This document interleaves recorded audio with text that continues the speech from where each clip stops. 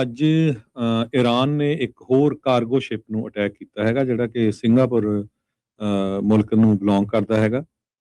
ਹਾਲਾਂਕਿ ਜਿਹੜੀ piece deal ਹੋ ਚੁੱਕੀ ਹੈਗੀ ਆ ਟਰੰਪ ਐਡਮਿਨਿਸਟ੍ਰੇਸ਼ਨ ਤੇ ਈਰਾਨ ਦੇ ਵਿਚਾਲੇ, ਪਰ ਈਰਾਨ ਵਾਲੇ ਇਹ ਕਹਿ ਰਹੇ ਆ ਕਿਉਂਕਿ ਇਜ਼ਰਾਈਲ ਵਿੱਚ ਲਗਾਤਾਰ ਇਜ਼ਰਾਈਲ ਵਾਲੇ ਲੈਬਨਾਨ ਦੇ ਉੱਤੇ ਅਟੈਕ ਕਰ ਰਹੇ ਆ, ਤੇ ਇਸ ਸੰਬੰਧ ਦੇ ਵਿੱਚ ਈਰਾਨ ਦੀ ਜਿਹੜੀ ਇਸਲਾਮਿਕ ਰੈਵੋਲੂਸ਼ਨਰੀ ਗਾਰਡ ਕਾਰਪਸ ਆ, ਉਹਨਾਂ ਨੇ ਸਿੰਗਾਪੁਰ ਫਲੈਗਡ ਜਿਹੜਾ ਕਾਰਗੋ ਸ਼ਿਪ ਆ, ਜੋ ਸਟੇਟ ਆਫ ਹਾਰਮੋਜ਼ ਦੇ ਵਿੱਚ ਪਹਿਲਾਂ ਉਸ ਨੂੰ ਵਾਰਨਿੰਗ ਦਿੱਤੀ ਵੀ ਤੁਸੀਂ ਤੋਂ ਲੰਘ ਨਹੀਂ ਸਕਦੇ, ਬਾਅਦ ਦੇ ਵਿੱਚ ਡਰੋਨ ਦੇ ਨਾਲ ਉੱਥੇ ਅਟੈਕ ਕਰ ਦਿੱਤਾ। ਇਹ ਦੋ ਸੀਨੀਅਰ ਯੂਐਸ ਦੇ ਜਿਹੜੇ ਆਫੀਸ਼ੀਅਲਸ ਆ, ਉਹਨਾਂ ਨੇ ਇਹ ਦੱਸਿਆ ਹੈਗਾ।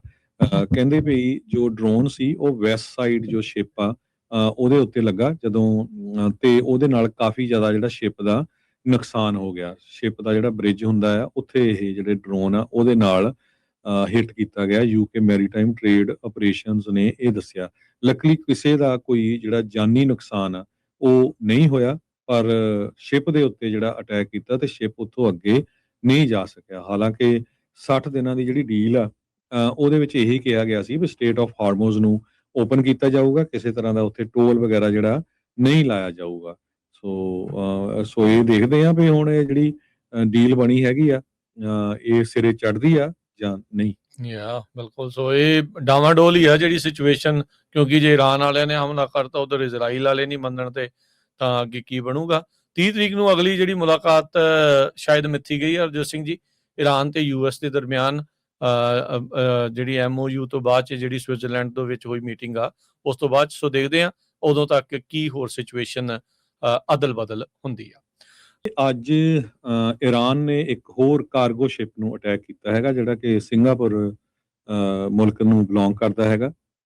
ਹਾਲਾਂਕਿ ਜਿਹੜੀ ਪੀਸ ਡੀਲ ਹੋ ਚੁੱਕੀ ਹੈਗੀ ਆ ਟਰੰਪ ਐਡਮਿਨਿਸਟ੍ਰੇਸ਼ਨ ਤੇ ਈਰਾਨ ਦੇ ਵਿਚਾਲੇ, ਪਰ ਈਰਾਨ ਵਾਲੇ ਇਹ ਕਹਿ ਰਹੇ ਆ ਕਿਉਂਕਿ ਇਜ਼ਰਾਈਲ ਵਿੱਚ ਲਗਾਤਾਰ ਇਜ਼ਰਾਈਲ ਵਾਲੇ ਲੈਬਨਾਨ ਦੇ ਉੱਤੇ ਅਟੈਕ ਕਰ ਰਹੇ ਆ, ਤੇ ਇਸ ਸੰਬੰਧ ਦੇ ਵਿੱਚ ਈਰਾਨ ਦੀ ਜਿਹੜੀ ਇਸਲਾਮਿਕ ਰੈਵੋਲੂਸ਼ਨਰੀ ਗਾਰਡ ਕਾਰਪਸ ਆ, ਉਹਨਾਂ ਨੇ ਸਿੰਗਾਪੁਰ ਫਲੈਗਡ ਜਿਹੜਾ ਕਾਰਗੋ ਸ਼ਿਪ ਆ ਜੋ ਸਟੇਟ ਆਫ ਹਾਰਮੋਜ਼ ਦੇ ਵਿੱਚ ਪਹਿਲਾਂ ਉਸ ਨੂੰ ਵਾਰਨਿੰਗ ਦਿੱਤੀ ਵੀ ਤੁਸੀਂ ਤੋਂ ਲੰਘ ਨਹੀਂ ਸਕਦੇ, ਬਾਅਦ ਦੇ ਵਿੱਚ ਡਰੋਨ ਦੇ ਨਾਲ ਉੱਥੇ ਅਟੈਕ ਕਰ ਦਿੱਤਾ। ਇਹ ਦੋ ਸੀਨੀਅਰ ਯੂਐਸ ਦੇ ਜਿਹੜੇ ਆਫੀਸ਼ੀਅਲਸ ਆ, ਉਹਨਾਂ ਨੇ ਇਹ ਦੱਸਿਆ ਹੈਗਾ।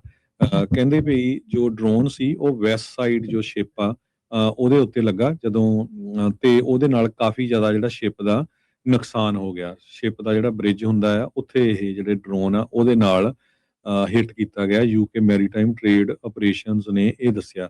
ਲੱਕਲੀ ਕਿਸੇ ਦਾ ਕੋਈ ਜਿਹੜਾ ਜਾਨੀ ਨੁਕਸਾਨ ਆ ਉਹ ਨਹੀਂ ਹੋਇਆ, ਪਰ ਸ਼ਿਪ ਦੇ ਉੱਤੇ ਜਿਹੜਾ ਅਟੈਕ ਕੀਤਾ ਤੇ ਸ਼ਿਪ ਉੱਥੋਂ ਅੱਗੇ ਨਹੀਂ ਜਾ ਸਕਿਆ। ਹਾਲਾਂਕਿ 60 ਦਿਨਾਂ ਦੀ ਜਿਹੜੀ ਡੀਲ ਆ ਉਹਦੇ ਵਿੱਚ ਇਹੀ ਕਿਹਾ ਗਿਆ ਸੀ ਵੀ ਸਟੇਟ ਆਫ ਹਾਰਮੋਜ਼ ਨੂੰ ਓਪਨ ਕੀਤਾ ਜਾਊਗਾ, ਕਿਸੇ ਤਰ੍ਹਾਂ ਦਾ ਉੱਥੇ ਟੋਲ ਵਗੈਰਾ ਜਿਹੜਾ ਨਹੀਂ ਲਾਇਆ ਜਾਊਗਾ।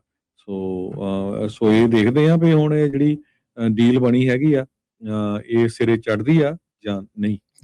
ਬਿਲਕੁਲ। ਸੋ ਇਹ ਡਾਵਾਡੋਲ ਹੀ ਆ ਜਿਹੜੀ ਸਿਚੁਏਸ਼ਨ, ਕਿਉਂਕਿ ਜੇ ਈਰਾਨ ਵਾਲਿਆਂ ਨੇ ਹਮਲਾ ਕਰਤਾ ਉਧਰ ਇਜ਼ਰਾਈਲ ਵਾਲੇ ਨਹੀਂ ਮੰਨਣ ਤੇ ਤਾਂ ਅੱਗੇ ਕੀ ਬਣੂਗਾ। 30 ਤਰੀਕ ਨੂੰ ਅਗਲੀ ਜਿਹੜੀ ਮੁਲਾਕਾਤ ਸ਼ਾਇਦ ਮਿੱਥੀ ਗਈ ਹੈ ਅਰਜੋਤ ਸਿੰਘ ਜੀ, ਈਰਾਨ ਤੇ ਯੂਐਸ ਦੇ ਦਰਮਿਆਨ ਜਿਹੜੀ MOU ਤੋਂ ਬਾਅਦ 'ਚ ਜਿਹੜੀ ਸਵਿਟਜ਼ਰਲੈਂਡ ਦੇ ਵਿੱਚ ਹੋਈ ਮੀਟਿੰਗ ਆ, ਉਸ ਤੋਂ ਬਾਅਦ ਸੋ ਦੇਖਦੇ ਆ ਉਦੋਂ ਤੱਕ ਕੀ ਹੋਰ ਸਿਚੁਏਸ਼ਨ ਅਦਲ ਬਦਲ ਹੁੰਦੀ ਆ।